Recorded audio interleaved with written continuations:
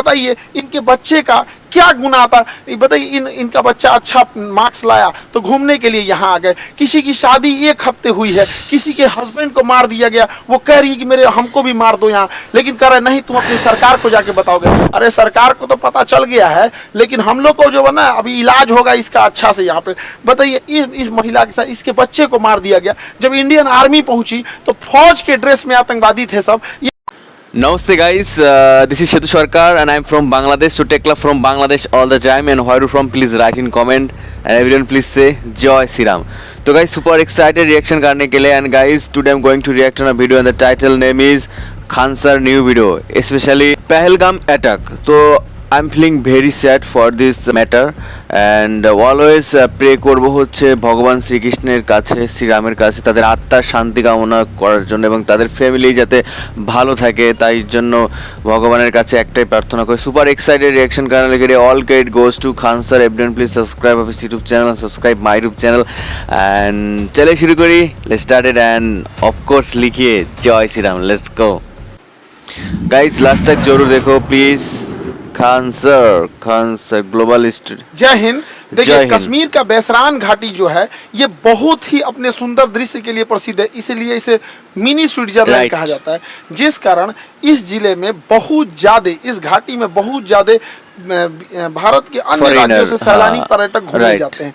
ये पहाड़ों से घिरा हुआ है, इन पहाड़ों के बीच में घाटियां हैं जो दूर में यहाँ पे पूरी तरह से बर्फ से ढकी पहाड़ियां हैं। ठंड का दिन आता है तो इस पे बर्फ की एक चादर पड़ जाती है जो बहुत ही मनोहर दृश्य दिखता है और इसके सामने ऊंची ऊंची चोटियां हैं। गर्मी के दिन में जैसे अभी के वर्तमान समय में पूरा हरियाली छा जाता है और ठंड के दिन में इसमें बर्फ जम जाता है।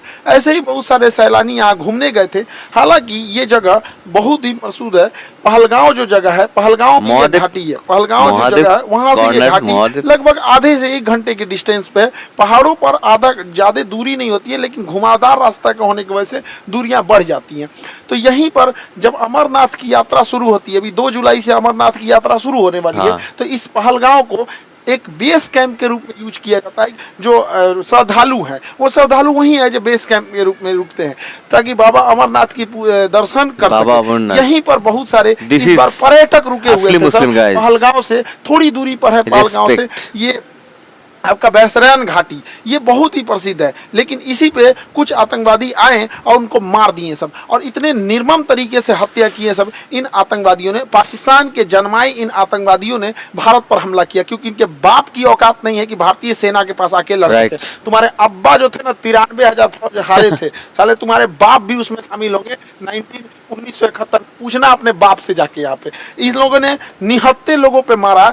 ये दिखाता है कि कितने कायर पैदा होते हैं सब। हमारे यहाँ तो कहा जाता है माँ का दूध पियो तो सामने से आके लड़ो। तुम्हारे ही कहते हैं यहाँ पे एक निहत्ता किसी की शादी हुई है, कुछ दिन पहले हुई है, वहां पर जाके मार दिया। एक जिम्मेदारी लिया है रेसिस्टेंस फ्रंट। बताइए इनके बच्चे का क्या गुनाह था। बताइए इनका बच्चा अच्छा मार्क्स लाया तो घूमने के लिए यहाँ आ गए। किसी की शादी 1 हफ्ते हुई है, किसी के हस्बैंड को मार दिया गया, वो कह रही है कि मेरे हमको भी मार दो यहाँ, लेकिन कह रहे नहीं तुम अपनी सरकार को जाके बताओगे। अरे सरकार को तो पता चल गया है, लेकिन हम लोग को जो है ना अभी इलाज होगा इसका अच्छा से यहाँ पे।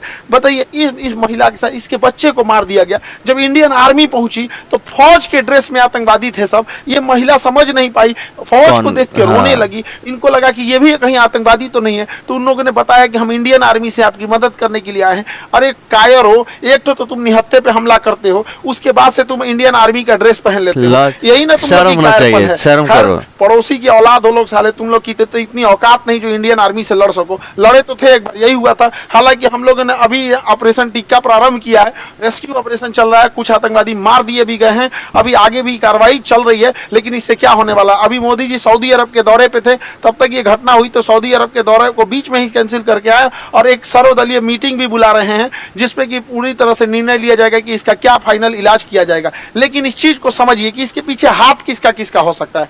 पाकिस्तानी ये कायर है, ये पाकिस्तान वालों पहले सुनो, ये तुम्हारा सेनापति, ये सबसे बड़ा चोर आदमी है। लंदन में इसकी बहुत बड़ी प्रॉपर्टी है। अमेरिका में अपने बच्चों के लिए फार्म हाउस खरीद के रखा, पता करा लेना तुम लोग यहाँ पर। एक से एक करोड़पति। ये ISI में पाकिस्तानी आतंकवादी संगठन, जो सरकारी आतंकवादी संगठन है, उसका नाम ISI है, वहां पे उसका ये हेड रहा है। तो ये सेना में बहुत घपला किया है और सेना का मनोबल डाउन हो गया है इसके वजह से। तो ये सोच रहा है एक तो एस्केलेट हो जाए, एक लड़ाई एस्केलेट हो जाए, इसलिए इसने रावलपिंडी में एक भाषण दिया था कि हम बताएंगे कि क्यों पाकिस्तान अलग हुआ था। अरे पाकिस्तान इसलिए अलग हुआ था कि एक साफ सुथरा इंसान सुअर के साथ नहीं रह सकता है। तुम्हारा जो सरगना था जिन्ना, उसने अलग कर दिया भारत से, सुअरों को अलग करके वहां अलग कर दिया। तो ये पूरी के पूरे वहां पे, और जो पाकिस्तान यहाँ से गए थे लोग ये सोच के कि पाकिस्तान एक बहुत खूबसूरत देश बनेगा, देख लो तुम्हारे देश में क्या हाल हो चुका है। यहाँ पे दुनिया थूकती है साला, अगर एयरपोर्ट पे पता चल जाए कि पाकिस्तानी है तो बगल का आदमी उठ के चला जाता है। अगर जहाज में पता चल जाए कि मेरे बगल में पाकिस्तानी बैठा है, उसका पूरा रास्ता पर टेंशन में रहेगा कि पूरी तरह से सलामत जा पाएगा कि रास्ते में फटेगा।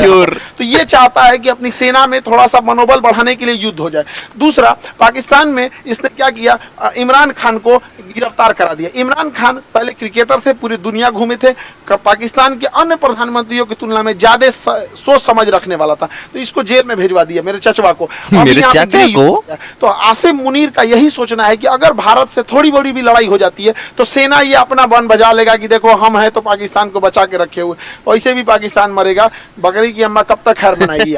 दूसरा एक और चीज है क्या है कि इंडिया चाइना और अमेरिका के बीच में जो ट्रेड वार हुआ है, तो चाइना के ऊपर 245% लगा दिया गया है टेरिफ, जिस वजह से बहुत सारे व्यापारी अब इंडिया की ओर मूव करेंगे। तो चाइना की भी चाल है, वो पाकिस्तान के थ्रू भारत में हमला करा रहा है ताकि बड़े व्यापारी इंडिया में इस मौके को ना सके, क्योंकि जो बहुत बड़े व्यापारी होते हैं ना, जो करोड़ों में डील करते हैं, 200 करोड़ 400 करोड़, तो वो देखते हैं किस देश में शांति है। इसलिए देखिएगा सिंगापुर देखिए, दुबई देखिए, कोरिया देखिए, जापान देखिए, यहाँ हमेशा शांति रहता है, तो वैसे ही देखते हैं। तो चाइना को लगता है कि इसका फायदा कहीं इंडिया ना उठा ले, इसलिए जानबूझ के चाइना पाकिस्तान को उकसा रहा है। और देखिए जब कोई इंसान भिखमंगा हो जाता है, पूरी तरह कंगाल हो जाता है, अपनी इज्जत खत्म हो जाती है, तो दूसरे को डुबाने में लग जाता है। यही काम पाकिस्तान कर रहा है। ये आतंकवादी आए और वहां पर्यटकों के ऊपर गोली चलाने लगे। आतंकवादियों के मंसूबे को समझिए, गोली मारे हैं उनके मंसूबा को समझिए। गोली मारने के बाद महिला को कहती है कि हमें भी मार दो, तो कहता है कि नहीं, तुम्हें नहीं मारेंगे,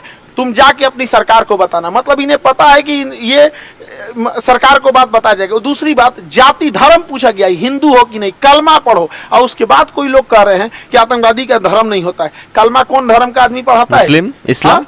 इतनों में आंख नहीं खुल रहा है यहाँ पे, एकदम शर्म लिहाज घोल के पी गए हैं, किसी के सामने निहत्थे को मार दिए हैं।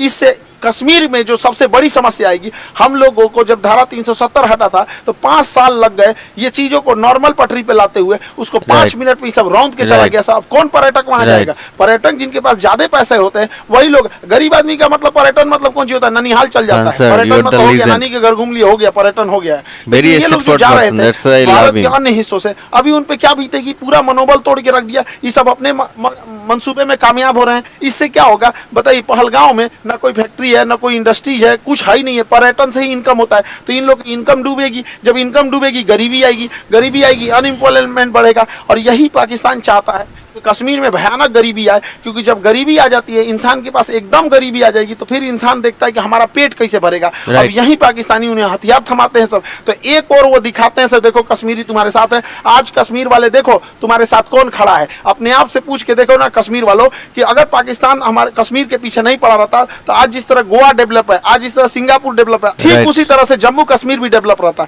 तो जम्मू कश्मीर के लोग तुम्हारे लिए सबसे ज्यादा खतरनाक है तो ये पाकिस्तानी है। और बिना लोकल के सपोर्ट के, बिना लोकल के चढ़ावे पे इतना बड़ा तो कोई हमला नहीं कर सकता है। तो खुफिया एजेंसी को भी इन लोकलों को भी खोजना पड़ेगा, वहां पे कौन कौन साथ दिया, क्योंकि वहीं कोई ना कोई होगा जो इतने बड़े घटना को, साजिश को, उन आतंकवादियों को ये रास्ता दिखाया होगा। वहां के लोकल लोगों की तो नौकरी चली गई, सब कुछ गया। अरे तुम्हारी नौकरी गई, इधर लोगों की जान चल गई। नौकरी बड़ा होता है कि जान बड़ा होता है? किसी भी इंसान का, परिवार का कोई सदस्य चला गया, लेकिन ओवरऑल एक देश की क्षति हो रही है।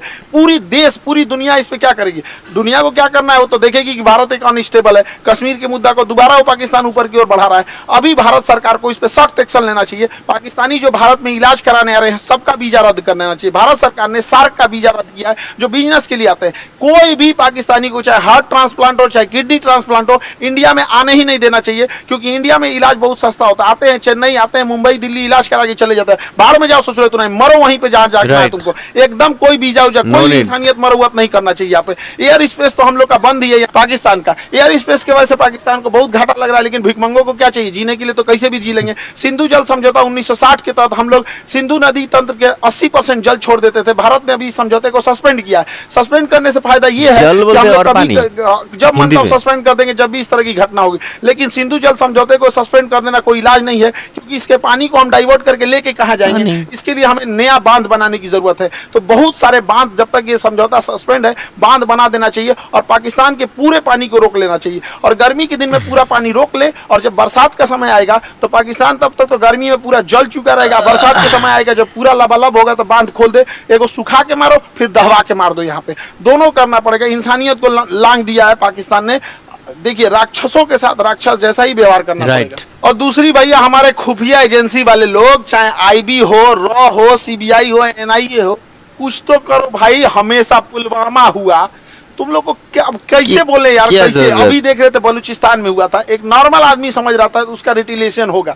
ये क्या इंटेलिजेंस आता है हम लोग का। पुलवामा हो जाता है, संसद पर अटैक हो जाता है, ताज होटल पे हमला हो जाता है, अमृतसर पे हो जाता है, पठानकोट पे हो जाता है, क्या हो रहा है, उरी पे अटैक हो जाता है। अरे कभी तो पहले इंटेलिजेंस लाया जाए। हम मानते हैं कि इंटेलिजेंस बहुत लाते हैं आप लोग, लेकिन थोड़ा और एक्टिव होने की जरूरत है। मोसाद की तरह होना चाहिए, सीआईए की तरह होना चाहिए, चाइना की एजेंसी की तरह होना चाहिए। वहां और जरूरत है इस चीजों को। भारत सरकार को इस पर और संजीदगी से कदम उठाना चाहिए। और इस हमले के बाद केंद्र सरकार एक सर्जिकल स्ट्राइक करेगी। देखो, सर्जिकल स्ट्राइक जरूरी है, लेकिन सर्जिकल की स्ट्राइक कोई इलाज नहीं है। सर्जिकल स्ट्राइक हमेशा सेना करते रहती है। 50 गो आतंकवादी मर देंगे तो क्या वो भरपाई हो जाएगा? हमारे 28 मासूम लोग मारे गए, इसकी भरपाई 50 गो सैनिक। 50 गो मतलब क्या होता है? पाकिस्तानी एगो मिलकर 50 गो जन्म दे देगा। एगो पाकिस्तानी 4 गो बियाह करेगा, 1 2 3 4, 4 गो बियाह करेगा एगो पाकिस्तानी। एगो से 15 गो पैदा करेगा, 15 चौको 60, एगो से मिलकर 60 गो जन्म देने में क्या जाता है? सुअर भी एक साथ 16 को जन्म दे देता है। इन चोटों को क्या जाता है? आपका लगता है सर्जिकल स्ट्राइक से इलाज हो जाएगा? नहीं, सर्जिकल स्ट्राइक इनका इलाज नहीं, इनका ठोस इलाज करना पड़ेगा। 24 करोड़ लोग हैं पाकिस्तान में। जब 24 करोड़ को समझ में आएगा ना, तभी होगा। इन सब भूखे प्यासे मार देना चाहिए, नेवल ब्लॉकेज करना चाहिए। पूरे भारत के लोगों से कहते हैं अपनी सरकार पे इस बात दबाव बनाया जाए। ये पाकिस्तान है, इसकी जो यहाँ पर इसकी जो नेवी है, यहाँ पर ये वाला समुद्र, यहाँ नौसेना लगा के ब्लॉक कर दिया। अगर हम नेवल ब्लॉकेज कर देते हैं तो इसकी पूरी सप्लाई लाइन कट जाएगी। पाकिस्तान कहीं से सप्लाई नहीं दे पाएगा नेवल ब्लॉकेज होने की वजह से। और पाकिस्तान के बाद जो पेट्रोलियम भंडार है बस 9 दिन का है। 9 दिन के बाद इसके पास पेट्रोलियम खत्म हो जाएगा। तो नेवल ब्लॉकेज लगने के बाद कारण इसके पूरा पेट्रोलियम खत्म हो जाएगा। और हम लोग कहीं ना कहीं ये लंबे समय तक ऊपर से यहाँ पे सिंधु जल समझौता सस्पेंड करके नीचे से नेवल ब्लॉकेज कर दे। और दूसरा क्या है कि आतंकवादियों को कहते हैं कि तुम लोग धर्म का नाम लेके यहाँ पे जो आतंकवादी घटना करते हो, यहाँ के रहने वाले लोगों को क्या होगा? और मुस्लिम समाज से कहते हैं कि एक अभी जो जुमा का दिन आ रहा है, फ्राइडे के दिन, वहां से भी यहाँ पे सारे लोगों को एक होने की जरूरत है। वरना हम लोग को या जो भी एक साधारण व्यक्ति है, इन चोट्टों पाकिस्तानियों की गुनाह का सजा सबको मिलने वाला है। लोग क्या किस नजर से देखेंगे हम लोगों को, क्या तरीका है यहाँ पर? तो हम लोगों को भी खड़े होने की जरूरत है। जब इजराइल में हुआ था, इजराइल में गाजा में जो हुआ था, छोटे बच्चे को मारा गया, वो भी गलत था। यहाँ जो हुआ ये भी गलत है। उसके लिए खड़े हुए थे तो इसके लिए भी खड़े होना पड़ेगा। वरना कितना बुरा कलंक पोत के चला गया है। पाकिस्तान के 2 लौंडे आए, सब यहाँ गोली चला के चले गए। बनी बनाई इज्जत मिट्टी में मिल जाती है। एक अब्दुल कलाम होता है, एक वीर अब्दुल हमीद होता है, और यहाँ डेली 2-4 को निकल के इस तरह कश्मीर में घटना करेंगे। सब किस नजर से देखा जाएगा? हम लोग का रेपुटेशन कहाँ जाएगा? इसलिए एक सामूहिक जिम्मेदारी बनती है कि इसे कंडेम किया जाए, इसकी घोर निंदा किया जाए यहाँ चीजों को सामूहिक तौर पर। और पूरे भारत के लोगों से कहते हैं, चाहे हम तो अपने शिक्षा जगत में है, तो हम तो अपने शिक्षा जगत से हर एक टीचर से भी उम्मीद करते हैं, उनसे भी आह्वान करते हैं कि अपनी सरकार पर इस बात का दबाव बनाया जाए कि यहाँ से नेवल ब्लॉकेज होगा, यहाँ से, ताकि यहाँ से कोई भी पाकिस्तानी शिप अंदर नहीं जा सकता है, ताकि 9 दिन के अंदर इसका पेट्रोलियम खत्म हो जाए। और ऊपर से सिंधु जल समझौता सस्पेंड कर देना चाहिए, ताकि कोई पानी न जा पाए और गेहूं की, धान की फसलें न बोल पाए। और बरसात के समय इसे छोड़ दो, इधर दहवा के मार दो, इधर बंद करके मार दो, तब तक जब तक इनको समझ में नहीं आए। वरना ये जो है सब ना पागल हो गए सब, इनका कोई इलाज नहीं है। मानवता की हद लांघ दी है सब। किसी का धर्म पूछ के मारा जाता है किसी को। इंसानियत नाम की चीज है कि नहीं? जिंदा है सब इंसानियत। कोई क्या सोचेगा यहाँ पे जी? पूरे कौम को बदनाम करके रखा है सभी पाकिस्तान ने। अगर पाकिस्तान को मिटा दिया जाए तो आधा दुनिया शांति से सोएगा, कम से कम एशिया में तो शांति जरूर आ जाएगी। हम सरकार से भी आग्रह करते हैं कि सर्जिकल स्ट्राइक जैसे झुनझुना से पाकिस्तान सुधरने वाला नहीं है, इसको बेंत मारना पड़ेगा। नेवल ब्लॉकेज के लिए याद करिए 1999 कारगिल के टाइम पे जब नौसेना ने ब्लॉक कर दिया था तब पाकिस्तान पीछे हटा था, क्योंकि उसकी पूरी राशन सप्लाई और विदेशी व्यापार बंद हो गया था। अर्थव्यवस्था तोड़ना पड़ेगा पूरी तरह से पाकिस्तान का। हम सारे अपने शिक्षक समाज से भी कहते हैं और सारे विद्यार्थियों से भी कहते हैं और देश से भी लोगों से कहते हैं कि इस पे चाहे ट्विटर हो चाहे जैसे भी हो, हैशटैग हम लोग को ले आना पड़ेगा, hashtag naval blockage for Pakistan. ये कुछ ना कुछ करना पड़ेगा ताकि सरकार सर्जिकल स्ट्राइक से नहीं, क्योंकि सर्जिकल स्ट्राइक से सुनने वाला नहीं है। एक बढ़िया से लड़ाई चाहिए होता है, तब उसको अगर वो चाहिए तो उसको दे दिया जाएगा। इसमें हम लोग पीछे नहीं पड़ेंगे। हम तो कहते हैं पहले नेवल ब्लॉकेज करके 1 महीना छोड़ दो, जितना राशन पानी है सब खत्म हो जाए, 1 महीना में फ्यूल वगैरह सब खत्म हो जाए, तब उसके बाद अगला हमला करना चाहिए। इसके जितना बिजली घर है और पुल है रेलवे का तोड़ दो, उसके बाद आधा पंगु हो जाएगा पाकिस्तान यहाँ पे। तो ये छोटे मोटे लड़ाई से नहीं सुलझने वाला है, हम लोग को एक कड़ा एक्शन लेना पड़ेगा, वरना आए दिन इस तरह की घटनाएं होती रहेंगी। कश्मीर को तबाह करके रख दिया। हमारा पूरा एक पर्यटन का व्यापार था, स्विट्जरलैंड कोई क्यों जाता जब कश्मीर इतना बेहतरीन था। कोई कश्मीर के लोग सोच के देखो, तुम्हारा सच्चा दुश्मन कौन है, कश्मीरियों को बदनाम करने वाला कौन है, यही पाकिस्तानी। तुमसे तुम्हारा रोजगार छीनने वाला कौन है, यही पाकिस्तानी। अरे घर बैठे पर्यटक जहाँ होते हैं वहां पे लोगों की इनकम होती है। गोवा में जाके देखो, वहां के लोगों को घर बैठे इनकम हो जाती है। कोई स्कूटी रेंट पे लगाया, कोई होटल रेंट। ऐसे आतंकवादी घटना होगी तो क्या होगा। कश्मीर के लोगों से भी कहते हैं सामूहिक रूप से बाहर निकलिए और ये वहां पे विरोध दिखाइए, ताकि वो विरोध इस्लामाबाद, लाहौर, कराची तक दिखना चाहिए कि कश्मीरी भी इसके विरोध कर रहे हैं। अन्यथा इसका भुक्तभोगी सबसे बड़ा कोई होगा तो आप होंगे लोग यहाँ पर। कोई कौन भुगतेगा, जो लोकल लोग भुगतते हैं वहां पे अगर कोई घटना होती है तो। अब मारने की रही बात, हम लोग तो चुन चुन के मारेंगे लोग, चाहे किसी भी बिल में घुसे रहे लोग। 1971 मत भूले पाकिस्तान, तुम्हारा एक टुकड़ा करके बांग्लादेश किए थे, अब अगला नंबर बलूचिस्तान का है। और सरकार से भी कहते हैं जिस तरह मुक्ति वाहिनी का खुला समर्थन करके बांग्लादेश बनाया गया था, उसी तरह बलूचिस्तान लिबरेशन आर्मी वाले को, बीएलए वाले भाइयों को, पूरे बलूचिस्तान वाले लोग को कहते हैं पाकिस्तान से अलग हो जाओ, हम आपके साथ है। जैसे मुक्ति वाहिनी के समय 1971 में साथ दिए थे, उसी तरह एक पाकिस्तान का दोबारा टुकड़ा होगा यहाँ से और बलूचिस्तान का निर्माण होगा। पाकिस्तान में जैसे इधर का निर्माण हुआ था, वरना अगर हाथ पे हाथ रख के बैठेंगे तो ये लाइचीदाना बराबर बांग्लादेश जिसको हम लोगों ने जन्म दिलाया था, ये आज हम लोग को आंख दिखा रहा है। ये पाकिस्तान आंख दिखा रहा है। ऐसे हाथ पे हाथ रखने से नहीं होगा, यहाँ पर एक कड़ा एक्शन लेना पड़ेगा। ये आतंकवादी किसी के नहीं हो सकते हैं। इन्हें कोई अगर अपना समझता है तो सबसे बड़ा बेवकूफ है वो, क्योंकि सांप पालिएगा तो काटेगा ही काटेगा। ऐसा नहीं कि केवल आपके पड़ोसी को काटेगा। जब ये पहलगांव में ये घटना हो रही थी तो उस समय सैयद आबिद नाम का एक घोड़ा चलाने वाला व्यक्ति, कितना ही पैसा कमाता होगा, घोड़ा चलाने, इसकी बहन रोक रही थी कि आप मत जाओ, लेकिन ये बेचारा गया वहां पे। और जब आतंकवादियों ने लोगों पे गोलियां चलाने लगी, इतना बहादुर ये अपना घोड़ा छोड़कर आतंकवादियों से हथियार छीन लिया, कहा कि ये हमारे कश्मीर के मेहमान, इन पे गोली मत चलाओ, हथियार छीन लिया। एक सैनिक ना होने के बावजूद इसको इतना हिम्मत था, छीन लिया, लेकिन दूसरे आतंकवादी ने इसे भी गोली मार दिया।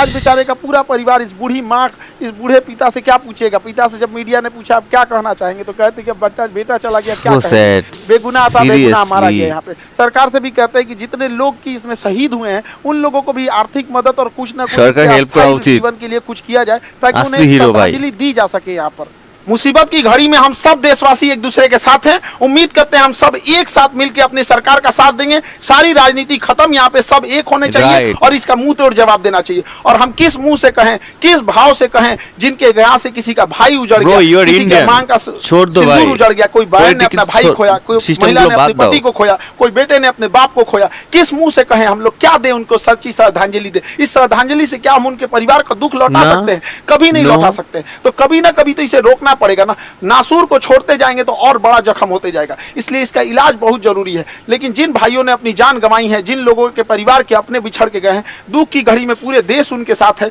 लेकिन उनको सच्ची श्रद्धांजलि तभी मिलेगी जब इनका जवाब उनको मिलेगा। जब उन लोगों को जब उनके घर में भी ऐसे उजड़ेंगे, उनके घर से भी ऐसे आंसू बहेगी ना, तो उन्हें समझ में आएगा मासूमों पे, निहत्ते लोगों पे गोली चलाना कितना खराब होता है। अरे इतना कमजोर तो दुनिया का कोई नहीं होगा। यहाँ पे छोटे बच्चे भी लड़ाई लड़ते हैं तो कभी किसी निहत्ते पे नहीं मारते। कितना नीच गिर सकते हो पाकिस्तान, कभी सोचा नहीं करो। आई होप कि सरकार इस पे कोई कड़ा एक्शन लेगी। जैसा होगा फिर आगे हम लोग देखेंगे। जय हिंद। जय हिंद। तो गाइस की बोलबो, একজন সাধারণ মানুষ যে কিনা ঘোড়া চালায়, সে বলেছে যে ওরা আমাদের হচ্ছে গেস্ট, তোমরা প্লিজ যেও না, তারপরেও তাকে মেরে ফেললো। তার ফ্যামিলি দেখো কি অবস্থা, কি হাল। একটু তো শরম কর ভাই, প্লিজ। সাধারণ মানুষকে মেরে ফেলছে, তাদের ফ্যামিলি এখন কিভাবে চলবে ঈশ্বর জানে। ভগবানের কাছে একটাই প্রার্থনা, যে যারা মারা গেছে তাদের আত্মার শান্তি কামনার জন্য ঈশ্বর যেন তাদের মঙ্গল করেন, তাদের যেন স্বর্গবাসী হয় এবং তাদের ফ্যামিলি যাতে ভালো থাকতে পারে। এবং সরকার প্লাস হচ্ছে সমস্ত মানে যত সব সাহায্য আছে ইন্টারন্যাশনাল যেভাবে হেল্প হোক তাদের হেল্প করা উচিত, কারণ তাদের এখন খুবই খারাপ অবস্থা। কি বলবো, যে নতুন বিয়ে হয়েছে, গেছে হাজব্যান্ডে নিয়ে ঘুরতে, গেল হাজব্যান্ড মরে গেল এবং বলছে তুমি কি Hindu? Yes, just are you Hindu? Yeah, শেষ। What is this? আবার কি বলে কলমা না কালমা, আই ডোন্ট নো, ওইটা পড়ানো হয়েছে। কেন আবার মহিলাদের মারেনি? কারণ তারা যে বলবে তো সরকারের কাছে, নাহলে সব মরে গেলে বুঝবে কীভাবে যে কারা মারছে, বুঝছো বিষয়টা। আবার সেলফিও তুলছে। তো গাইস, এই ছিল ভিডিও। কেমন ছিল ভিডিও জানাও। আর বিষয়টা খুবই জঘন্য হয়েছে। I am feeling very bad after watching this video and কিছু করা দরকার, এই কি পদক্ষেপ নেওয়া উচিত, না হলে ওরা পার পেয়ে যাবে। তো দেখাইতে হবে যে তোরা যে মারছস, ঠিক আছে, যাদের মারছিস তাদের ফ্যামিলির এখন কী অবস্থা, এটা ওদেরও বোঝাইতে হবে, নাহলে ওরা বুঝতে পারবে না। চোখ থেকে জল চলে আসছে কোন সময় নিজেও জানি না। তো guys, thank you so much for watching this video. আর নতুন প্লিজ চ্যানেলটা সাবস্ক্রাইব করো আর খান স্যারের চ্যানেলে যাও, ভিজিট করো, ভালো লাগবে। তো জয় শ্রীরাম, নমস্কার, লাভ ইউ, বাই।